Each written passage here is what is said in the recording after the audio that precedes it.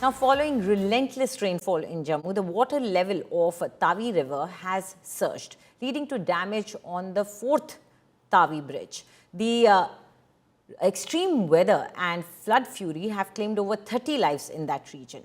Jammu region has been experiencing its heaviest rainfall in decades since Monday, leading to flooding, landslides that have damaged bridges and roads and inundated residential and agricultural areas. Jammu region has been experiencing its heaviest rainfall in decades since Monday, leading to flooding and a lot of damage in the area. Heavy rain lashing the Jammu region has disrupted rail and road traffic.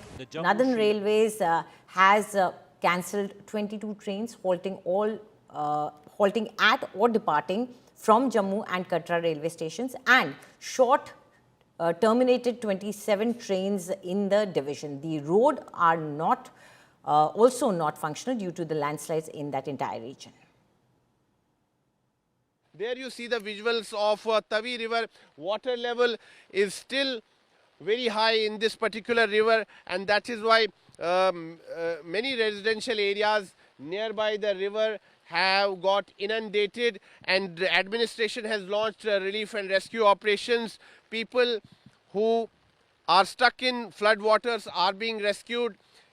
Indian Army, Jammu and Kashmir Police, NDRF, SDRF, CRPF and other agencies are working in close coordination, and no stone is being left unturned when it comes to providing relief to the people.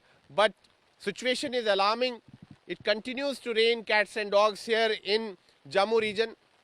There is a major tragedy that has struck the holy town of Katra. Yesterday there was a landslide near Adkumari. Now we are learning that the death toll has increased. Death toll has mounted to 31, while 23 others have been injured. The injured are being treated at hospitals in Katra.